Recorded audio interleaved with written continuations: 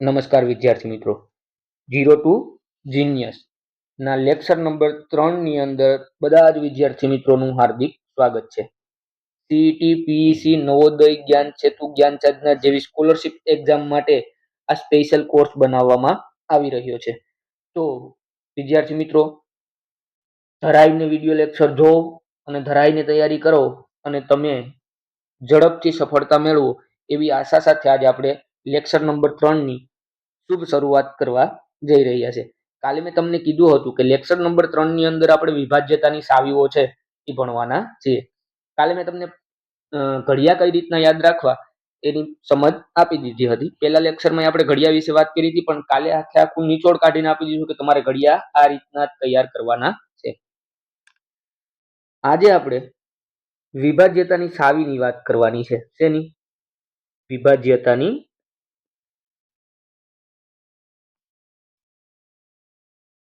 સાવી. જો વિદ્યાર્થી મિત્રો, ખાસ જો વિભાજ્યતાની સાવી આવડશે તો ઘણું ખરું તમને આવડશે, બરાબર? એટલે ખાસ યાદ રાખવાનું છે. પહેલું વેલું જોઈએ 2 ની સાવી.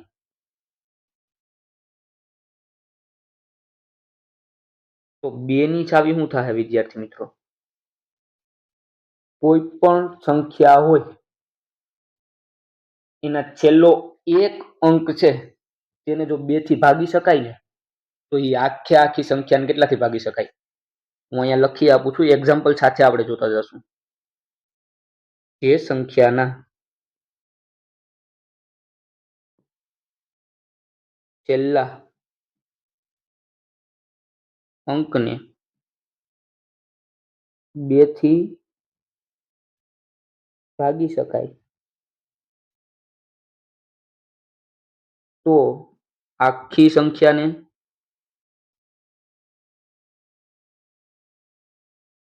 2 થી ભાગી શકાય. અથવા જો બીજા શબ્દમાં કેવું હોય તો દરેક બેકી સંખ્યાને 2 વડે ભાંગી શકાય. અથવા તો બીજી શબ્દમાં કેવું હોય તેવું કહી શકાય કે જેમનો એકમનો અંક 2, 4, જેમનો એકમનો અંક 2, 4, 6, 8 કે 0 હોય તો આવી બધી જ સંખ્યાને આપણે 2 વડે શું કરી શકીએ? ભાંગી શકીએ. હવે કોઈ તમને આવીને એમ કહે કે 2, 4, 8, 7, 3, 2, 5, 6, 7, 4 અને 2, 3 અને 6 એવડી મોટી સંખ્યા બાળકો તમને આપી દે અને પછી એમ કે આને 2 વડે ભાંગી શકાય કે ન ભાંગી શકાય એવડું ખાલી પૂછવું હોય તો પછી આને આમ કરી ભાંગાકાર કરવા બેસાય નહીં. એને શું ખાલી જોવાય આપણે? છેલ્લો આંક, એટલે કે એકમનો અંક. એકમનો અંક કયો છે? તો કે 6 છે. તો આખી સંખ્યાને કેટલા વડે ભાંગી શકાતી હોય? 2 વડે ભાંગી જ શકાતી હોય.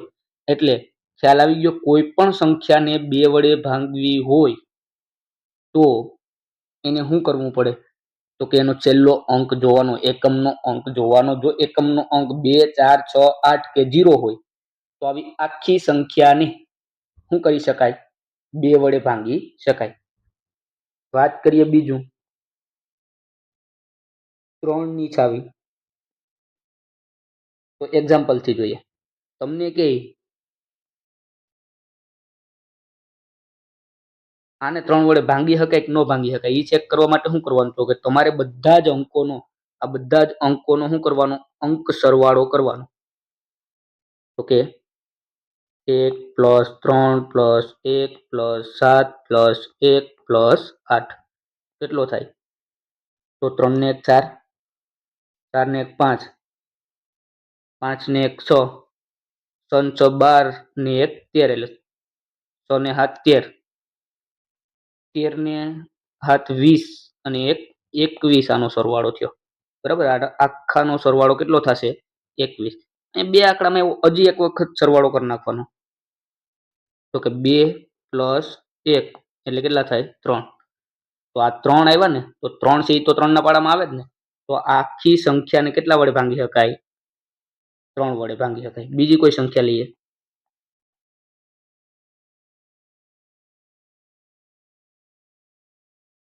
1511. તો આને 3 વડે ભાંગી શકે કે ન ભાંગી શકે એ ચેક કરવા માટે તો કે 1 + 5 + 1 + 1. 5 ને 1 6 ને 1 7 ને 1 8. 3 ના પાડામાં 8 આવે? ન આવે. તો આ સંખ્યાને ભાંગી શકાય નહીં. તો અહીંયા લખી લો વિદ્યાર્થી મિત્રો, બધા જ અંકોનો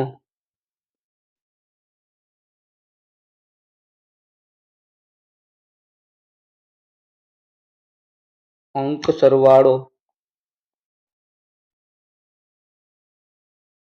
કરતા જવાબ 3 ના ગુણાંકમાં આવે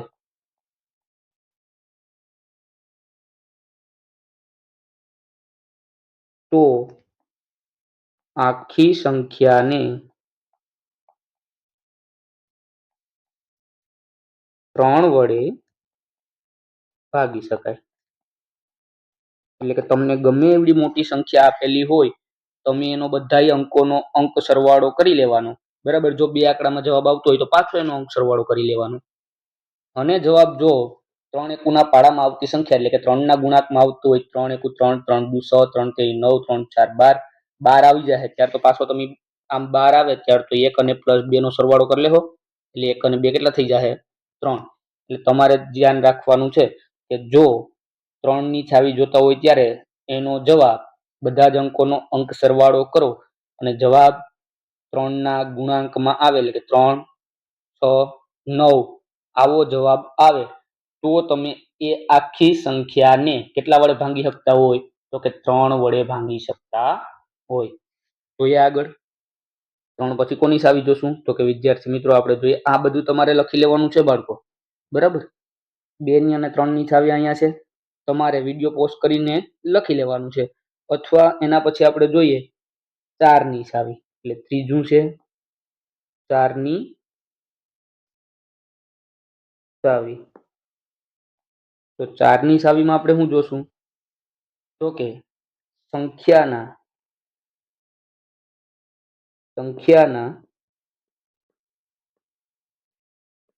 છેલ્લા 2 અંકને કેટલા અંક? 2 અંકને 4 વડે ભાગી શકાય તો આખી સંખ્યાને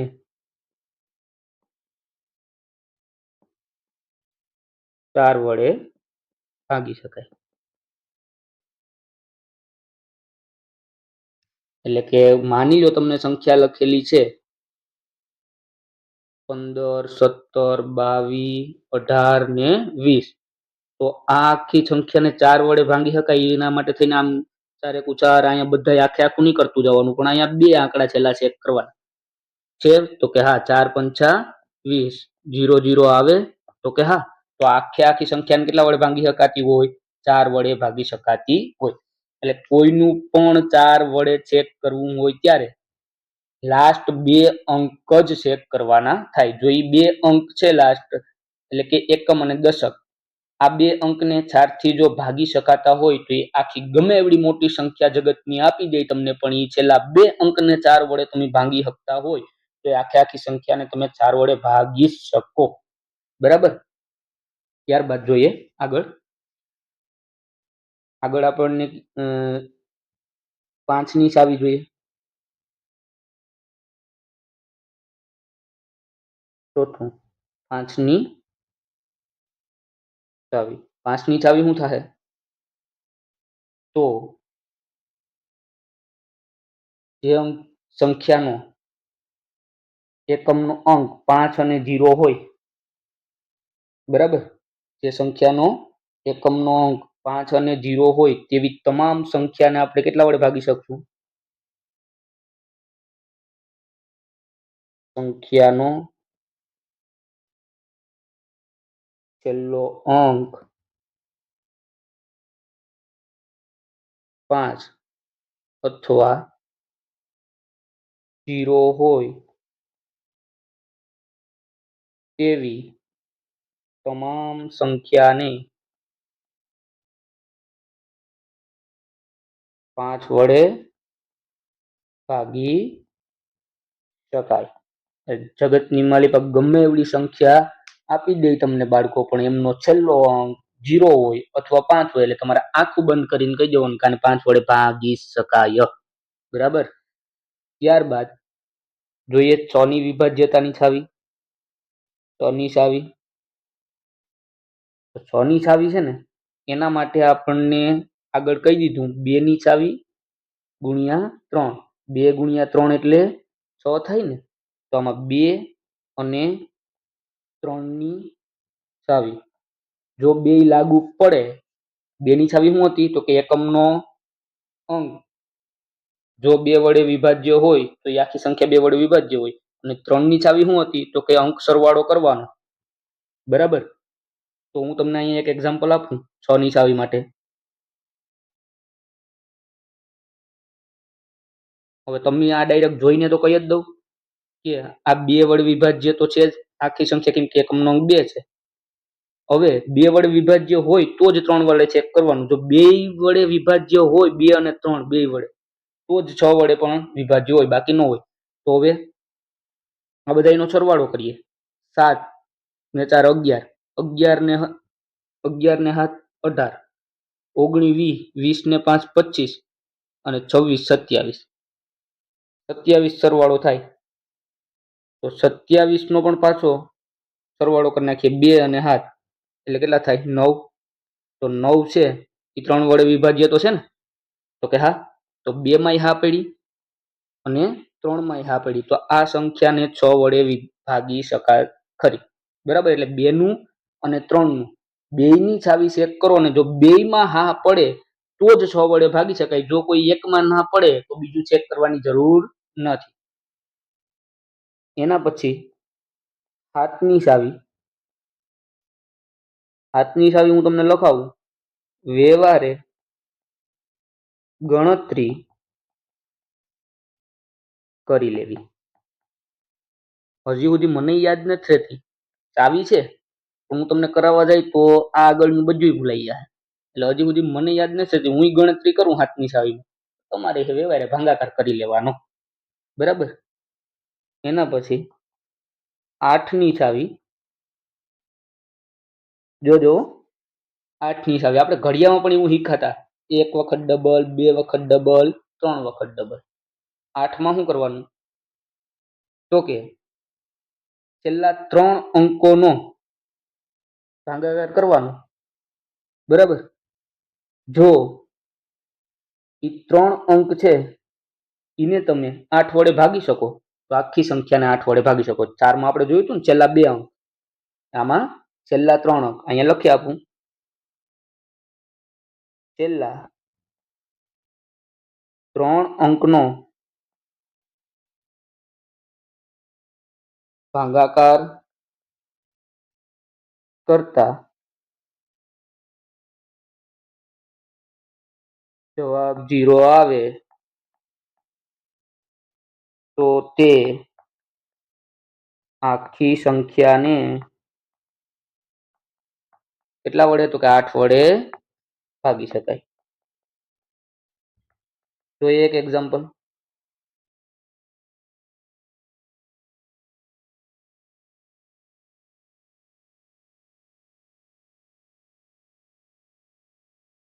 હવે આ ડાયરેક્ટ હું નથી ચેક કરી શકતો, તમે નહીં જ કરી શકો.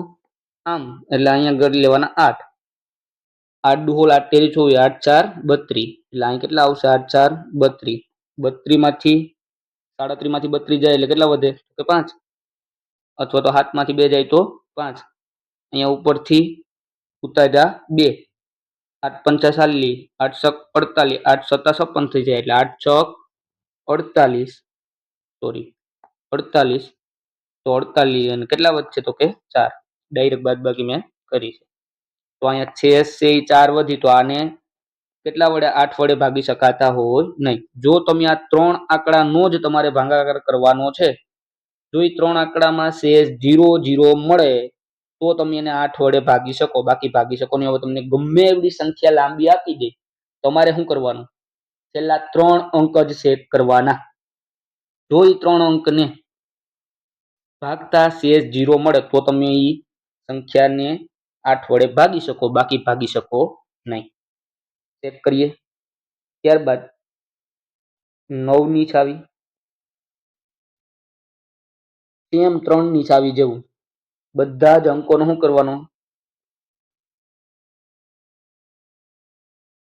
અંક સરવાળો. જવાબ 9 ના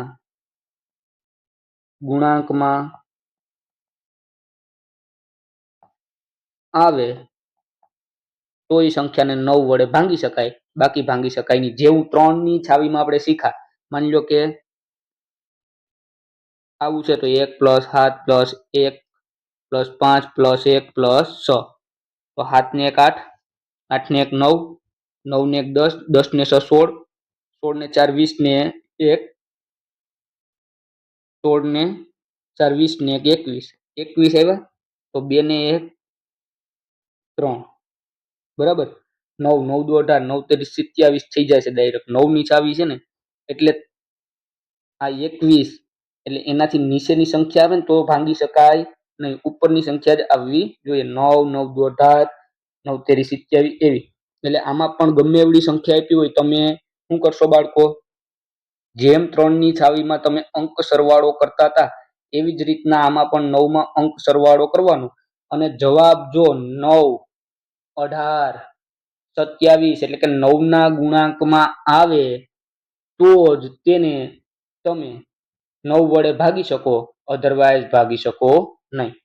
10 ની છાવીની તો જરૂર નથી ને બાળકો, જેની પાછળ લખાવી દઉં હાલો.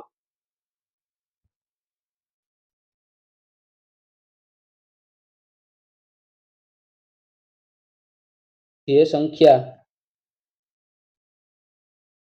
પાછળ 0 હોય તેવી તમામ સંખ્યાને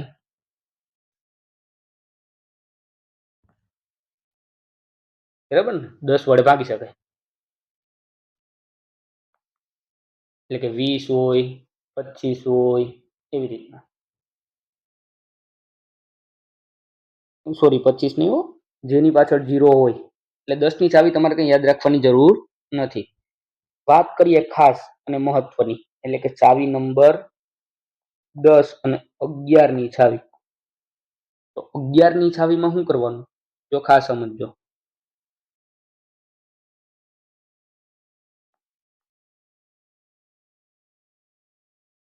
ઓલ્ટરનેટ એટલે કે આને લીધો તો આને નહીં લેવાનું, પછી આને લેવાનું, આને લીધો તો આને લેવાનું, આવી રીતના 2 ને 2 4, 5 ને 5 10, આવી રીતના કરવાનું છે. ખાસ યાદ રાખજો, ખાસ સમજજો.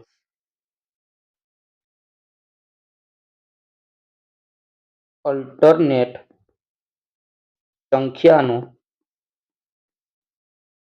સરવાળો કરતા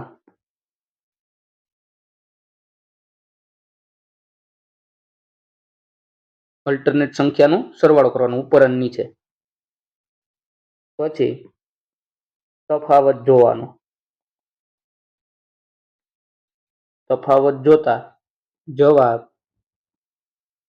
0 કે 11 ના ગુણાંકમાં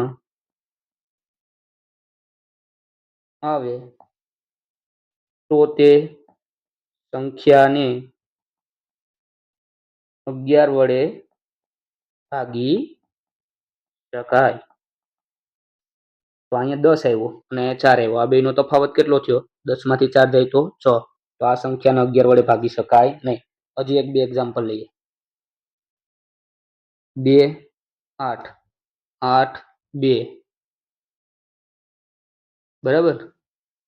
તો અહીંયા 2, અહીંયા 8, આ બેનો સરવાળો કેટલો થાય? તો કે 10. અહીંયા 8, અહીંયા 2, આ બેનો સરવાળો કેટલો થાય? તો કે 10. તફાવત કેટલો આવ્યો? 0. તો આ સંખ્યાને કેટલા વડે ભાગી શકાતી હોય? 11 વડે ભાગી શકાતી હોય.